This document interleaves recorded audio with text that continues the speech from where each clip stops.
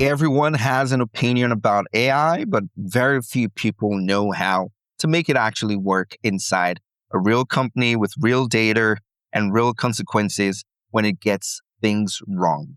Welcome back to Machine Dreams, where we speak with the people on the inside who are actually figuring out this works, what doesn't, and how that could change our world.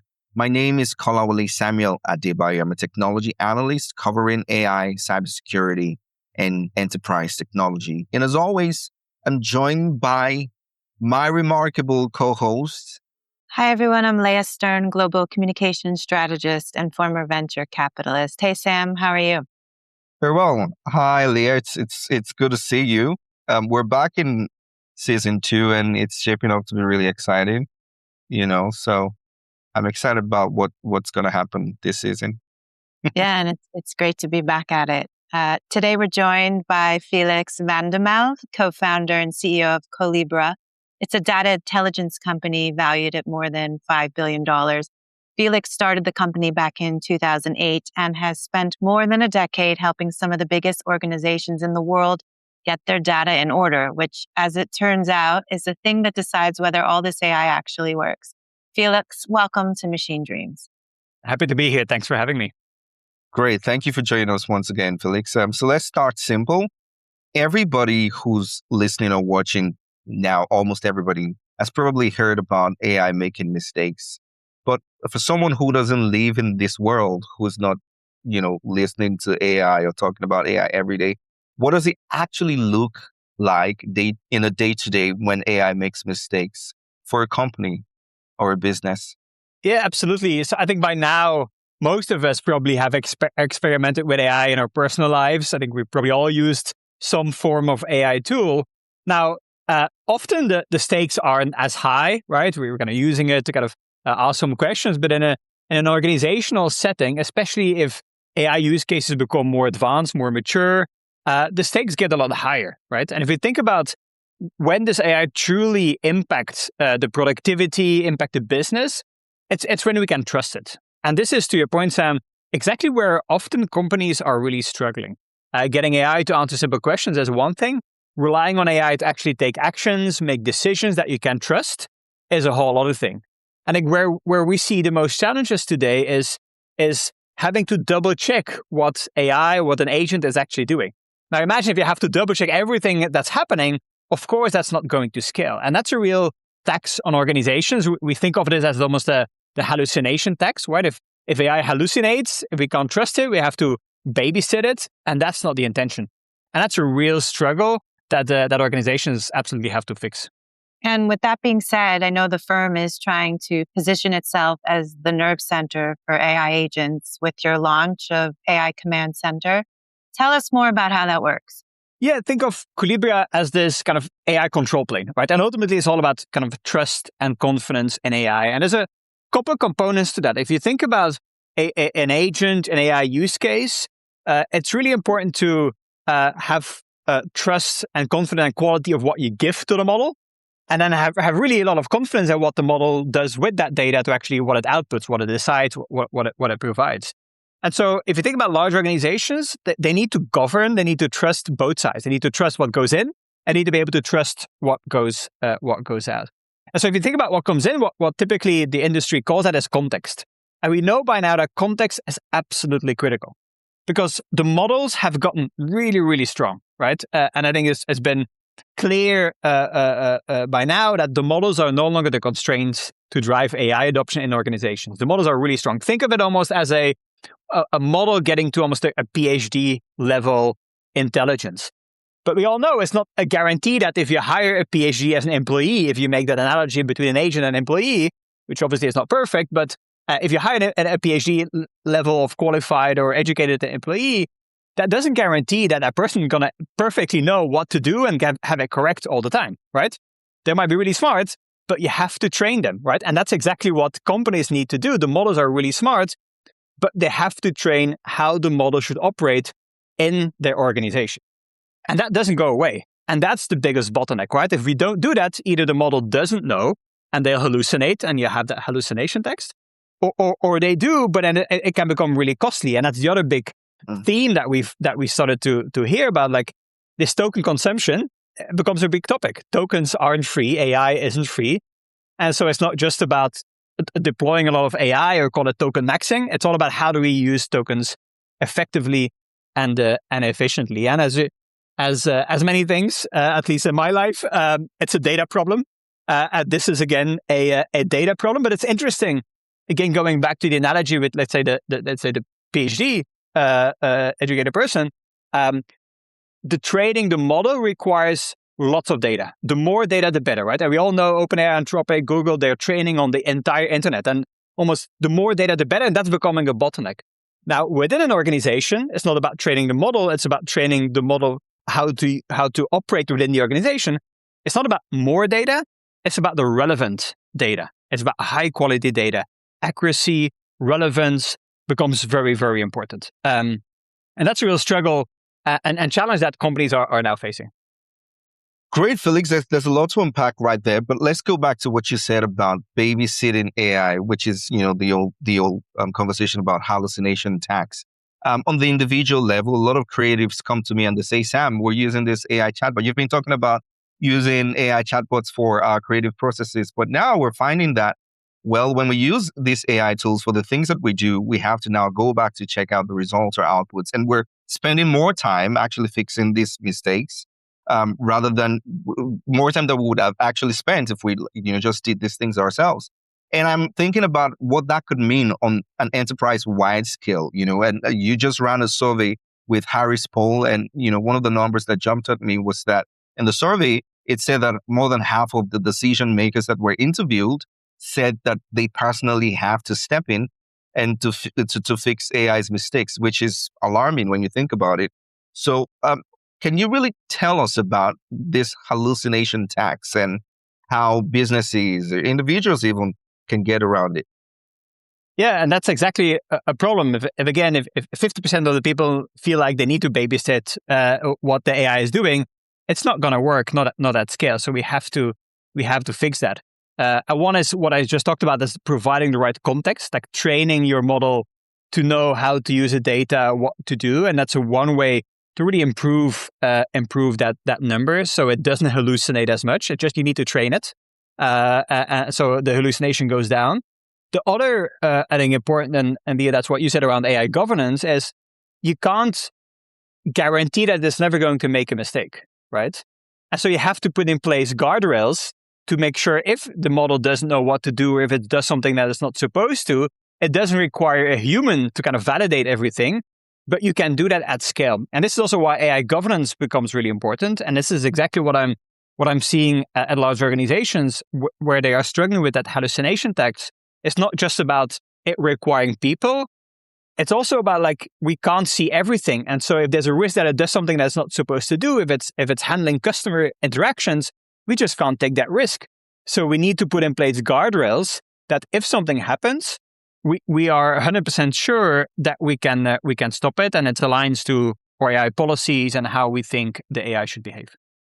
You're located in Brussels, and I'm just curious, based on how you see innovation and also regulation in this space, does it affect how the company navigates, where it's going, how it's moving forward compared to, let's say, the United States? We definitely see, in general, a bit more regulation in Europe. We've seen it historically with data privacy, there's more security, data regulation, and of course on the AI side as well with the EU AI Act. But I would say that that's not the biggest driver. I think there is going to be regulation. Like, there is regulation around AI today, everywhere, right? In Europe, in Asia, in North America, because the reality is AI is just using data, and there's already data regulation. There's data privacy regulation, there's data security regulation today, whether it's to an algorithm, to an AI model, that doesn't really change. So everybody's kind of dealing with that. We also, I think it's clear that just the impact of AI is so big that there are, and frankly, there should be a level of regulation. Now, we can argue how and how to do it effectively. That's not as simple, but it's going to be a regulation. And so large organizations are absolutely planning for that. They know it's frankly irresponsible to roll out AI without visibility, without control, without the policies. Nobody is doing that, whether you are in Europe or you are in the States.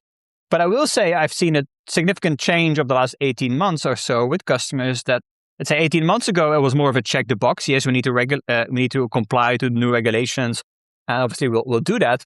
But now it's not, they're not just concerned about the regulation. They're much more concerned about, is my AI use case, my model, my agent actually doing the right thing? Because the risk of it not doing the right thing, if it's interacting with customers, if it's doing something important, is much bigger than the risk of regulation. So the best approach is, again, to drive that control, not just for regulation, but really to make sure it delivers the business outcomes you want it to. Yeah. Felix, I think that one of the big messages that many people now resonate with in the industry is this idea that good AI is all about good data. I wouldn't say everybody knows that, but a lot of people now know that.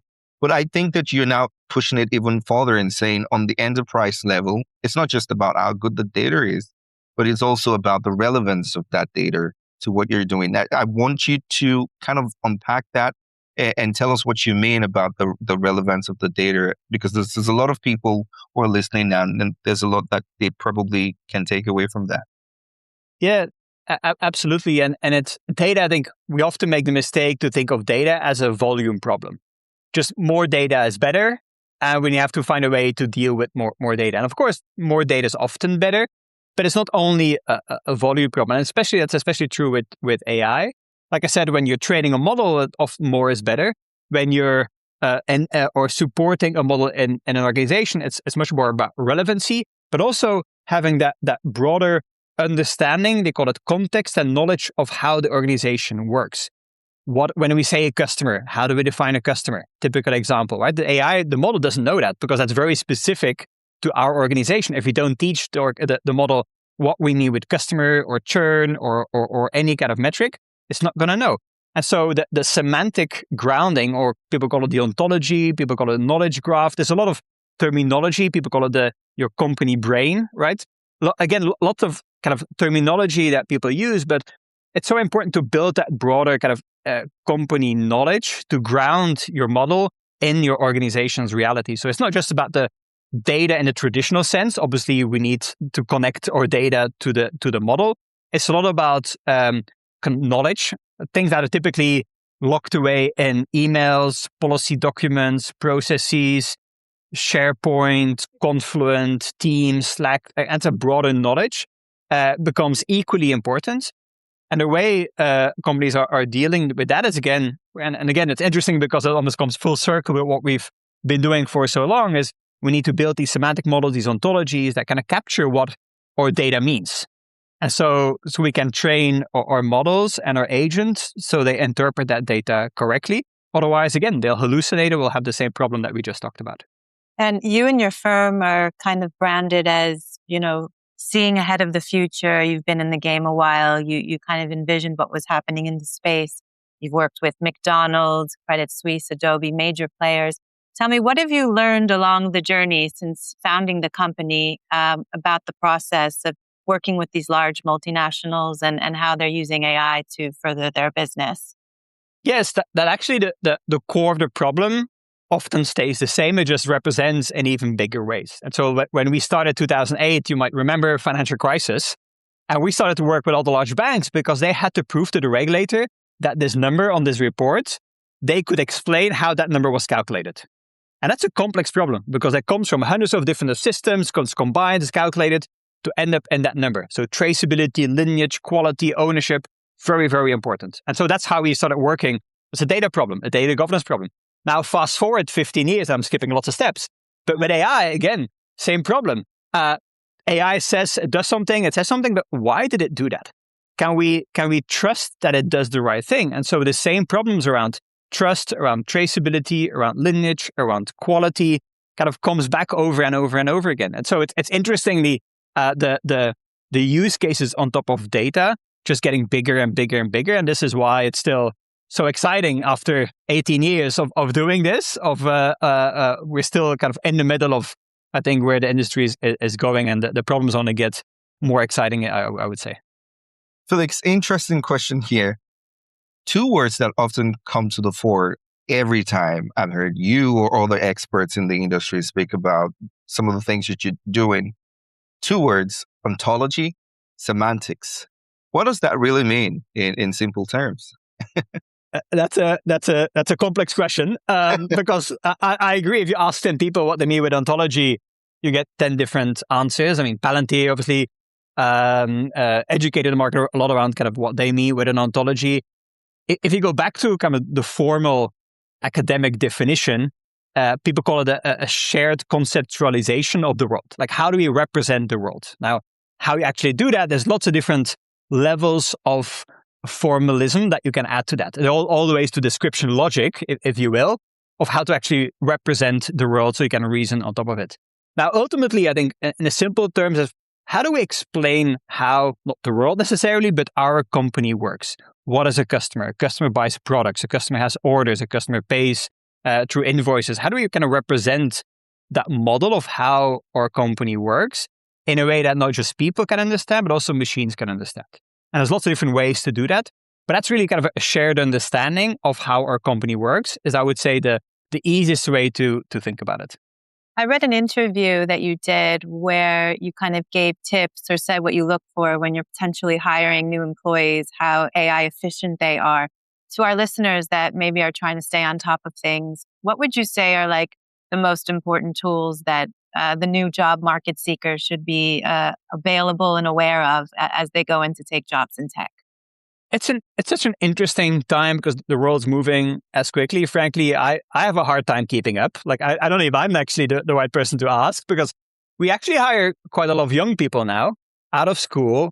And it's really incredible to see how native, right? They work with this. And it's the first time, and maybe it says something about my age now, but the first time I'm no longer the digital native. It's really like the AI native. And I do see a difference. So it's not easy for all of us to adopt all these tools. There's a lot of change. There's so much tool. There's a lot of noise as well. You hear so many different things.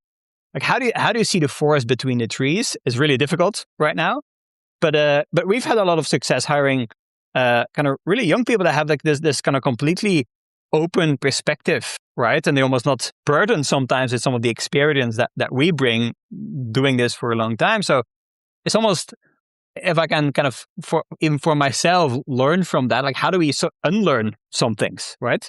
I think that's not easy, but sometimes necessary to come and think first principles from scratch. You think something has to be done a certain way, but you almost have to unlearn some of that to think completely in a novel way and approach problems in a completely novel way. And it doesn't come that easy. And it's true. I think experimentation, testing, doing, which is hard because we all have day jobs and we all have almost too much on our plate. So that often comes kind of on top of everything. So I do feel, and I hear with our teams as well, I think if you ask people, has AI made your job easier? Are you working less because of AI? I think very rarely are going to hear yes, right? Yes, it helps my jobs, but in some way, we're all working more. And I think that's just a reflection of where we are in this adoption cycle. There's so much change, so much is new, and we have to all kind of get through that. And some of us are getting through that more quickly than others, but it's not an easy process.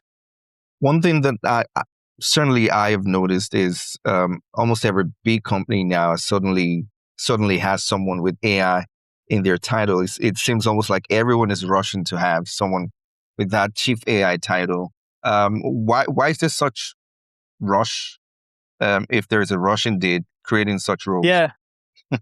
Look, I think it's to be expected, right? I think it's really important that public companies, one, show that they're kind of really doubling down on AI and doing that appropriately. The other thing is also real, because AI in an organization is not just about the technology. That's often the easiest part. It's really about change management. And having a clear leader and a real top-down effort to implement and adopt and change your organization often requires really a top-down initiative, and then hiring somebody or assigning somebody to take on that responsibility, I think is actually a good idea. So I think this is why you probably see that happen. The one thing I will say, and it goes back to the discussion we've had, I really think data and AI are two sides of the same coin, right? And I think what I would, how should I say, drive careful that you don't make that two different teams. If you create too much distance between, let's say, the AI team and the data team, I think there's a real struggle there, because you can't do AI without data. Frankly, you shouldn't do data without AI. So the companies that I've seen are the most successful, the most mature. They have combined that chief data officer role, which has been existing for a long time, and a chief AI officer role, and made it a chief data and AI officer role. And I think that's a great sign of a company that's approaching AI in the right way with the right level of maturity. Felix, last question. What's in store for Collibra? Is there an acquisition in sight? What's coming up in the horizon? It's an exciting time. There's a lot of innovation happening on the product and platform side. The world's moving really quickly. We're always looking for great companies. We've done a number of acquisitions over the last years. We'll continue to do so. It's always, I love to bring on kind of founders in the company. I think it brings a lot of energy and entrepreneurship, which is so important, especially in this kind of AI world, which is so fast moving. So we'll continue to do so. We'll continue to work very deeply with our partners and the ecosystem, which again is going to new ecosystem with new players. So it's just an exciting time, especially when you hear customers really doubling down and communicating how important having a strong data foundation is. It's great to hear, given that that's what we've been working on for such a long time. Felix, what a great conversation we've had so far. Thank you so much for making what would have otherwise been a very complicated conversation quite simple and easy to understand. Appreciate that. Absolutely. Happy to. And thank you to everyone listening. This is Machine Dreams. More honest, unfiltered conversations with the people shaping the future of AI are on the way. See you next time.